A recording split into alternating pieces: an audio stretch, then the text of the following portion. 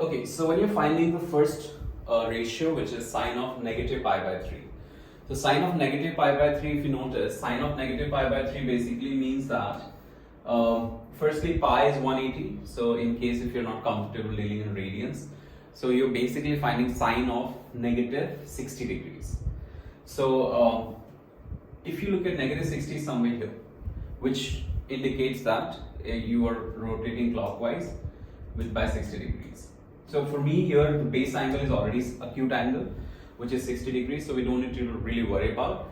So you just use the triangle that I have given. So sine of this angle is going to be same as sine of pi by 3, you can say, or same as sine of 60, but it will be negative because here you can see if you apply the rule ASTC, so here only cos is positive. So this angle is sine of negative pi by 3 is going to be negative sine pi by 3. So negative basically root 3 by 2. If you're finding cos of the same angle, so let's say if you're finding cos of negative pi by 3. So cos of negative pi by 3 if you find out, so cos of negative pi by 3 is going to be same as, blindly you can say same as cos of 60 degrees, which is cos of pi by 3. So cos of pi by 3. Now it is going to be positive.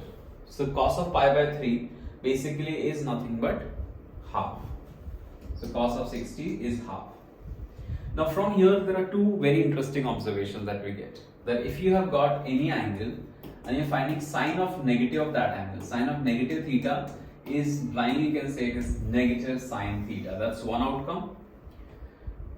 Cos of negative theta is same as cos theta.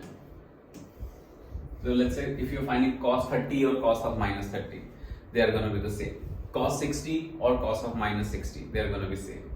But if you're finding sine of negative 30, it is going to be negative sine 30. So that's the important observation out here. Now, when you're finding out cos of 145, so first locate where is your angle possibly. So cos of 145 when you look at it is somewhere here. So that's your 145. Now 145 is this angle. So I'm not going to be using 145 actually.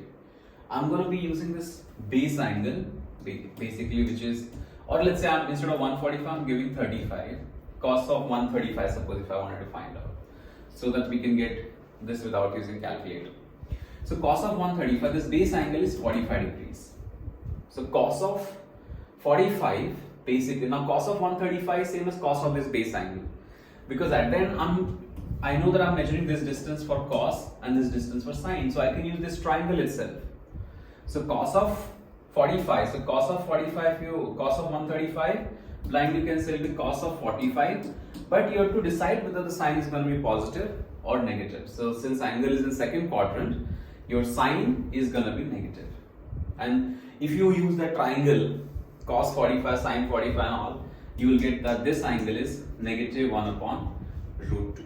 So cos of 135 is negative 1 upon root 2. But sine of 135, if you find out, sine of 135 is going to be positive 1 by root 2. Because in second quadrant, sine will be positive. So this base angle is very important. You don't have to worry about what is obtuse angle is, or for that matter, if I had this angle, I'll still find this base angle 45 degrees. So base angle is the most important angle that you need to look at, and that's what will be leading up to certain identities also in a bit. So that's about the second one. Now third one is tan of 30. Now when you're finding tan of 30, now sorry 300. So 300 is somewhere here. So 300 degrees if you go anti-clockwise, so that's here. Now this is 300 degrees. Now for me the base angle, if I look at the base angle basically here is the 60 degrees. So the base angle is 60 degrees. Now irrespective of this reflex angle that we have, now tan of 300 is going to be, blindly you can say it is same as tan of 60. It doesn't matter here. So in this case you have to look at the rule ASTC. So here only cos is positive, so this is going to be negative. So that's how this answer is negative root 3 as an answer. Coming to the sine 390.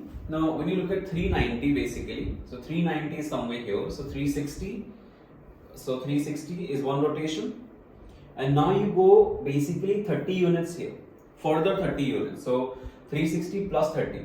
So I'm not gonna now care about what is basically the 390 degree, where is 390. Actually it's the same as 30 degree angle, but after taking one rotation. So when you're finding out sine of 390, blindly you can say it will be same as sine 30. So base angle is everything here basically, the acute angle with x-axis that a particular angle makes. So sine 390 same as sine 30, and if you just cross verify your rule in first quadrant, all are positive. So since 390 falls back in first quadrant, this you blindly say the answer is 1/2, because sine 30 is half. Cos 11 pi by 6. Now 11 pi by 6, so 11 times you can say 30, because pi by 6 is 30 degrees, so 11 times 30 degree is 330 degree. So cos of 330 when you're finding, so cos of 330 basically, so 330 angle once again comes to the fourth quadrant. So this is the base angle that you're finding out. So 30 degrees is the base angle. So cos of 330 blindly same as say that it's gonna be same as cos of 30. And now just check on the sine. So if I look at an angle in fourth quadrant, its sine is basically any angle in the fourth quadrant, its sine is basically cos is positive.